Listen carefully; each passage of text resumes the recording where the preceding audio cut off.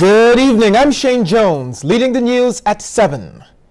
The late freedom fighter and president of South Africa, Nelson Mandela, has been honored in Barbados. It's in the form of a new ecological attraction, the Nelson Mandela Freedom Park, which was officially opened at the University of the West Indies Cavell campus. Lisa Broom has more. The Nelson Mandela Freedom Park celebrates the life and ideologies of the visionary African leader.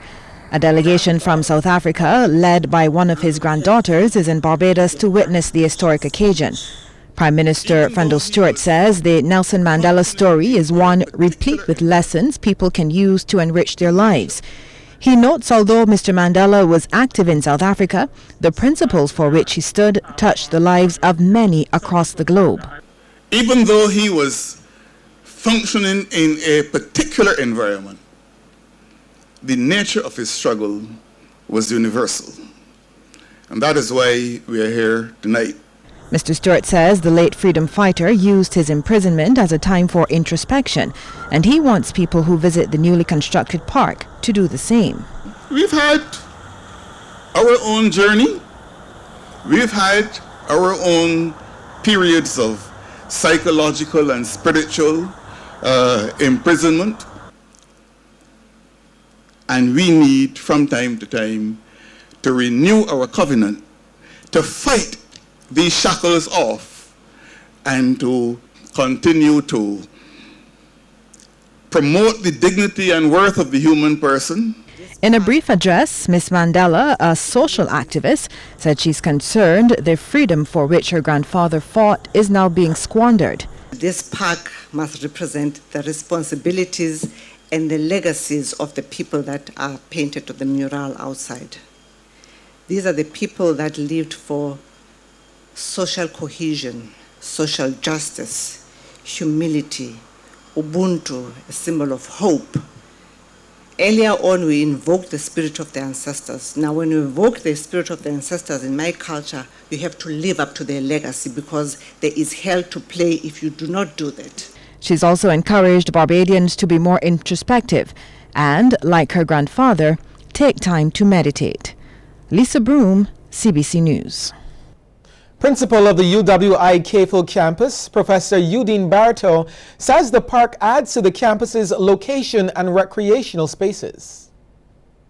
The creation of the Nelson Mandela Freedom Park signals that the University of the West Indies Cavell campus takes very seriously its responsibility to provide intellectual leadership grounded in integrity, commitment to Barbadian Caribbean progress, a respect for transparency and good governance, and a commitment to speaking truth to power wherever constellations of inequalities coalesce.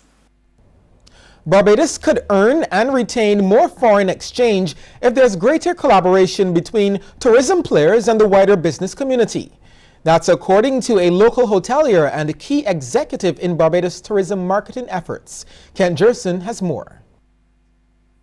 As general manager of DV Southwinds Hotel and chairman of the Barbados Tourism Marketing Incorporated, Alvin Jemmett understands the island's main economic driver like few people do.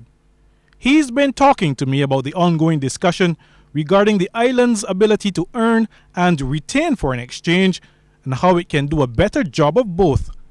This comes against the background of some commentators charging that a number of tourism players, especially hoteliers, spend much of the foreign exchange they earn buying inputs from overseas which could be sourced locally.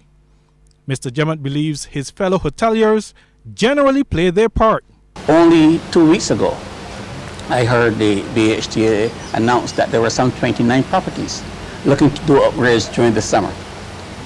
I am sure, I'm confident, that the upgrades being done by those 29 properties will engage the wider society of Barbados and cause more employment to take place and more spend to happen within the local economy. And there are other areas where the emphasis is on buying local. Currently, the Barbados culinary team is preparing for a competition in Miami that will happen in another couple of weeks. And I've been on the ground with some of these chefs. And I can hear the encouragement from the team leader to get as much local produce into your menus and into your food production. I see that as one way that the culinary aspect of tourism is being encouraged to have as much local input as possible. The hotelier admits, however, more can be done and says there needs to be a greater level of interaction between players and other sectors for this to happen.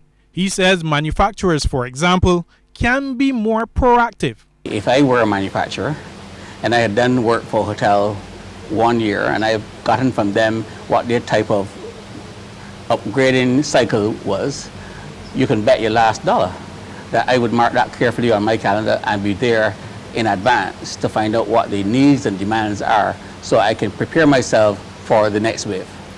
The BTMI chairman also believes Barbados could earn more if the wider business community does a better job of encouraging visitors to spend. He says there are examples of how this can be done.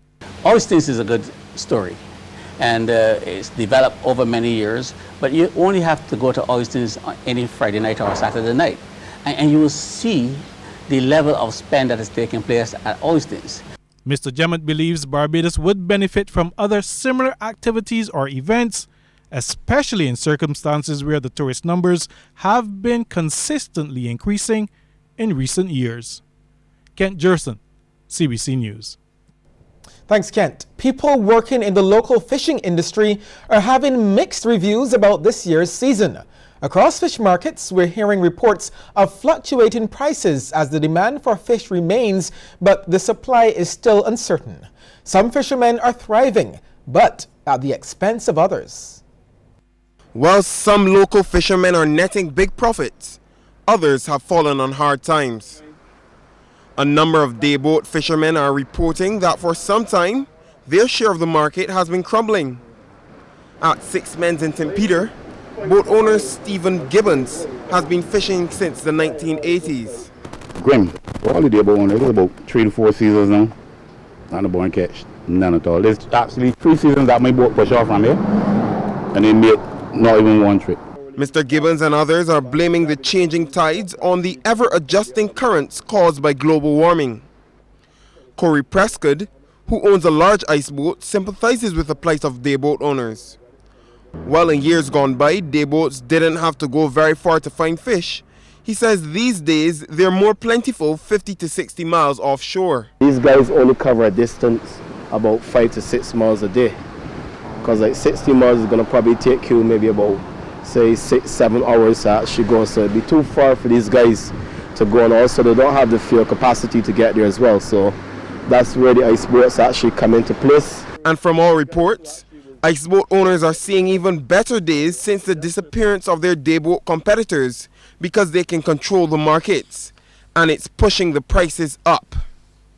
Despite this, Mr. Prescott says ice boat fishermen aren't without their challenges. The mere cost of removing boats from the water cuts deep into their budgets. Yeah, because everyone can't afford to go to haul out a boat, because to pay maybe say $600 or $700 just to get your boat heist out the water and still have to pay for like storage and stuff. It's not easy, you know, especially if you're a boat owner who actually just invests in the boat, haven't seen a return as yet. It's very hard, man. In the Bridgetown Fish Market, business continues to bustle. Some vendors are having their best season in years, while for others, the falling supply of fish due to the absence of dayboat fishermen is discouraging customers. It's a very good season. It started really good. It started really well. And I can't complain. I give God thanks or whatsoever, because we had worse season than this. So I give God thanks. The price of the fish is $100 for $110. And at this time in the year, we just have fish all up at $20 and $30 $100. We ain't getting no show yet for the season. At least one vendor is calling on her colleagues to pay close attention to hygiene and always keep fish on ice. She says it's not only the right thing to do, but it prevents wastage. As it stands, flying fish are selling at $15 for a pack of 10. Marlin at the standard price of $8 per pound, while dolphin is going at $9 per pound. But with less fish coming in, vendors are expecting prices to rise. Kareem Smith, CBC News. There was a bit of commotion this afternoon in Bridgetown with the apparent sudden death of an elderly man. He was discovered in the amphitheater of the General Post Office. Around 11, photographs and messages started to circulate on various social media platforms about the death of a man in the Cheapside Market area. When we arrived on the scene, there was a small crowd gathered with curious onlookers taking varying vantage points to get a glimpse of the still unidentified senior citizen. Around 10:30 a.m., the 82-year-old man was on the compound of the General Post Office conducting business when he suddenly collapsed and subsequently died at the scene. Sometime around midday, emergency medical technicians came to the scene to confirm the death and remove the body. There's a market for conference tourism, and if there was a separate facility for meetings in Barbados, the country would earn more from this ever-growing market. This assessment from Parliamentary Secretary in the Ministry of Tourism and International Transport, Senator Irene Sandiford Garner. She was speaking in the Senate during debate on a resolution for the guarantee for the payment of $17.6 million loan to assist with the outfitting of the new offices at the Lloyd Erskine Sandiford Center. Senator Sandiford Garner says the LESC is a facility that Barbados should be proud of. The total net revenue of the organization of CSL would have increased 9% over the same period last year. And when I look at the amount of money that we have spent on it, because the initial loan was about, I think it was $35 million for the total refurbishment. Then you had a separate tranche for the multi-story car park, which was built there, which was budgeted for $9 million and came in at $8 million. And after we'd done all that work, then we were asked to see if we could have the lettable floors outfitted. Independent Senator Professor Sir Henry Fraser believes the services provided at the LESC can be expanded. He is of the view that the facility has not yet been fully exploited. Professor Fraser says there are a number of areas for potential development in Barbados which the island is not fully utilizing, citing the branding of Bridgetown and its historic garrison as a UNESCO World Heritage Site as one example. There shouldn't be a week when we don't have a major international conference there. I don't know how well we market the conference center, but I would like to encourage the Ministry of Tourism in this area, in collaboration with the other departments and ministries of government, to make full use of the conference center. I noticed in the estimates that there was still a subvention towards the conference center, and I would like to think that a conference center of the quality of Sherburne, and with its improvements and refurbishment, would be self-sustaining, would not require a government subvention. Barbados is again being encouraged to consider the construction of a hotel on the environs of the LESC. Independent Senator John Watson believes a hotel will enhance the services provided there. He sees a multi-story hotel as the ideal for the site. Where you have a conference center, you always need accommodation. While some of my friends criticize me quite a lot for suggesting the converting of the space over at LR Court into a hotel, I believe that there's enough space in that area that some 4- or 5-story hotel could be done, 300 or 400 rooms, and that could be some project for the private sector to take up.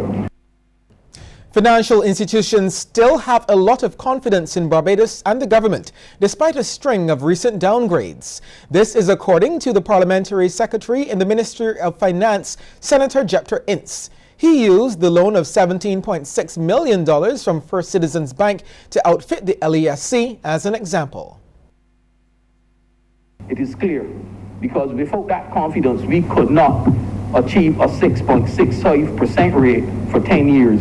Given the fact, as I said, that we had previous downgrades and present downgrades, and you hear the comments that the government now has nowhere to go. Parliamentary Secretary in the Ministry of Education, Senator Harry Husbands, says there is no critical shortage of supplies within the school system. He says schools have been receiving vital supplies, though admitting they may have arrived a bit late. That has been so from time immemorial, and it is so every now and then now. These are critical and consistent shortages or any such thing. This is ongoing. Sometimes they end up, for whatever reason, with more toilet paper than chalk. They have an abundance of chalk one semester. Everybody, chalk is all over the place. Mr. Adams knows this. You send for toilet paper, and they say, we don't have toilet paper, we have chalk. Or if someday you send for chalk, and they say, we don't have chalk, we have toilet paper here. Senator Husbands also revealed several schools are slated to undergo repairs soon. For example, in St. James, at St. James Primary, repairs to the roof of the main building, general repairs to the annex, that's $120,000. Wesley Hall Infants, replace defective doors and ceilings, $50,000. Sharon Primary, a full electrical upgrade. Christchurch Girls, repair and roof of the administration block and the original hall block. Workman's Primary, replace defective ceilings, that's $80,000. Okay, we'll take a short break here and come back with more news.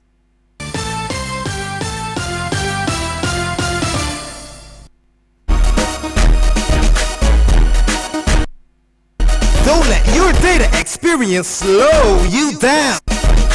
Step up to Digicel, Barbados' fastest 4G network, more than twice as fast as the slow network. Get more with Digicel.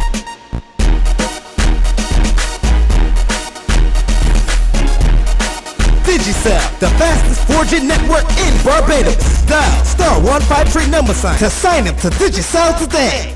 Need affordable motor insurance? Get up to 30% off plus additional discounts for new and used vehicles.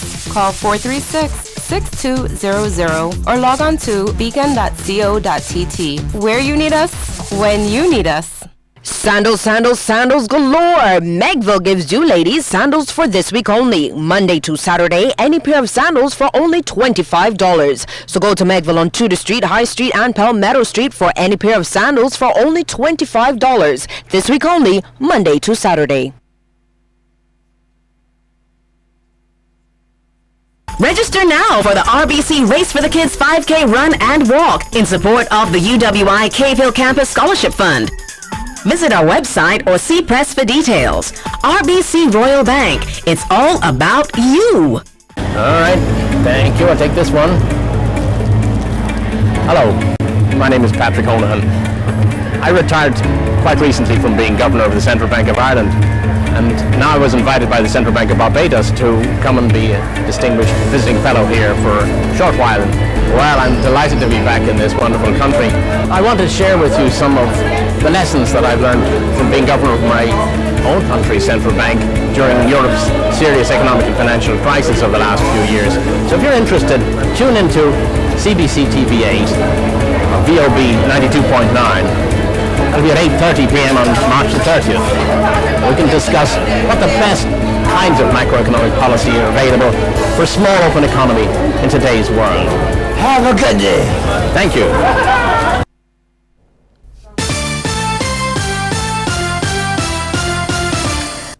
Efforts are on to ensure Barbados becomes more inclusive and that future generations are more accepting of people with disabilities.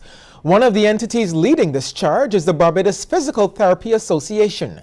It recently hosted an event for children called Everyone is Able.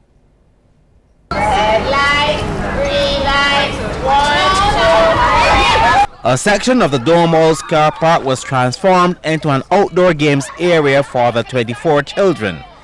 Each disabled child was assigned an able-bodied partner for the session, and they all had a great time. It was really fun, and I think more people should come out and participate. It was an exciting experience for me. What made it exciting? The racing. Representatives from the Barbados Council for the Disabled believe adults can learn from this activity. We want adults to see that person first because that person has the same needs, the same joys, the same experiences they want to experience. So see that person first. Don't see that disability first. The organizers hope by sharing their experiences, the children will help inspire others in the society. I work with these parents every day. I mean, they feel uncomfortable bringing their children out. They say people still stare. They always say that it's very different when they go overseas, and they say they feel as if they're they're like everybody else. Everybody's accustomed in the States walking on the road and somebody in a wheelchair with you. I mean, in the States, I went away to the States and somebody had an oxygen tank on their wheelchair. And that was the norm for them up there. Nobody stopped, nobody stared. And also I find too that persons, I don't know if it's our culture, but the way that we ask our questions, the way that we stare, some people might find it to be a bit impolite. Students who participated in the exercise were selected from public and private primary schools across the island. Sean Farrell, CBC News. Abuse of the free bus ride service on state-owned transport board buses hasn't gone unnoticed by education officials. In fact, Minister of Education Ronald Jones says government, in a bid to stamp out abuse, has a proposal on the cards. It will call for the reintroduction of scholar tickets, which will be punched or shown once morning on your journey, once evening on your journey, as well as giving an outer time on mornings and an outer time on evenings. We've discussed that, we've looked at it. It is basically just to be implemented with the full support of the cabinet, etc. But we've looked at it because we're dissatisfied of what we call waste time that students spend on the streets. The Barbados Debating Society will be looking to make major waves as it announced its team for the 2017 World Schools Debating Championship in Indonesia. The 5 selected are the Harrison College pair of David Johnson and Kamal Scantlebury, Queen's College's duo of Nia Marshall and Khalil Kofdewala, and Dia Paris of the St. Michael's School. They will travel to Indonesia for the August 1st to 11th championships. And Barbados Debating Society President Carl Applewhite stressed the need for the education sector to be highlighted. As far as I'm aware, it is the only competition, the only academic competition in which Barbados participates. And by extension, it obviously provides Barbados with an excellent opportunity to showcase the level of education that we have within the country. We are quick and we are always ready to showcase the manufacturing industry and the tourism industry, but it is necessary that we also highlight the educational sector and what we're doing with the young persons here within Barbados. The Barbadian team has been through intense training in preparation for the impromptu and prepared debates they will face on a variety of internationally focused topics. Captain David Johnson believes they are ready to improve on their performance at last year's championships in Germany. We didn't perform as well as we wanted to, but definitely building on the experiences that we encountered over there. We've done some assessment, and therefore we've worked on those areas that we really need to improve on. Therefore, I'm really looking forward to the experience in Indonesia. A lot of critical issues that would have come up in the last year that we look forward to discussing. And I think that we have chosen a very, very strong team going forward, and I'm certainly looking forward to Indonesia. Government is aware of the need to bridge the geographical divide with its Spanish-speaking neighbors in Latin America. One sector in which the island is doing so is that of education. Several key players within that sector from across Latin America and Barbados are meeting on island for the 11th School Infrastructure Regional Workshop. It's organized by the Inter-American Development Bank. It got underway this morning at the Accra Beach Hotel looking at the management of school maintenance. Parliamentary Secretary in the Ministry of Education, Senator Harry Husbands, admits the island is weak in the area of maintenance. In the area of maintenance, there is much that we can do. I'm glad that you had the tour and you see what we in the Ministry of Education, what we have been doing. These gentlemen here work, and the ladies who also work in the department, work very hard under difficult conditions, shortage of finance and so on, to do what we have been doing. Senator Husband says another challenge posed relates to the use of historical buildings for education purposes. He says a number of schools utilizing such buildings over time had to be closed. They had reached the point, as important as the buildings are for historical purposes, they had actually reached the point where they were not suitable as for learning in the 21st century. And we obviously had to confront the conservationists and environmentalists and parents and so on, and all scholars of these schools. But ultimately, we had to make the decision, regrettable as it might have been. Some passers-by and employees in the Bridgetown area spent their lunch hour a little differently today. That's because the National Initiative for Service Excellence, or NICE, took its training to the community with the launch of the NICE Lunch and Learn Pop-Up Service Excellence Workshop Series in Jubilee Gardens. The series is partnered by Cave Shepherd and Rubis, and it's part of the initiative's continued community outreach. CEO Kim Tudor says she hopes today's location reminds businesses that Bridgetown is the island's center of commerce. It really is just for anybody who's passing through Jubilee Gardens and the persons who work in Bridgetown to just use their lunch hour to, while they eat, they can learn. So we are sharing service excellence, making it easy, making it accessible, and continuously reminding persons about service excellence. The hour-long events are free to the public, and Ms. Tudor says it has been well received. The response was great from the businesses. They encouraged us. We got full sponsorship from the various businesses, Rubis, Cave Shepherd, S.Y. Adams, and so forth. And we would have about 60 persons here. Not all can stay for the entire hour, but you know, we were here from 11:30. So persons passed through, spoke to us, and so forth. And you had about 45 remaining for the entire workshop. After the break, we'll take a look at stories making headlines across our region.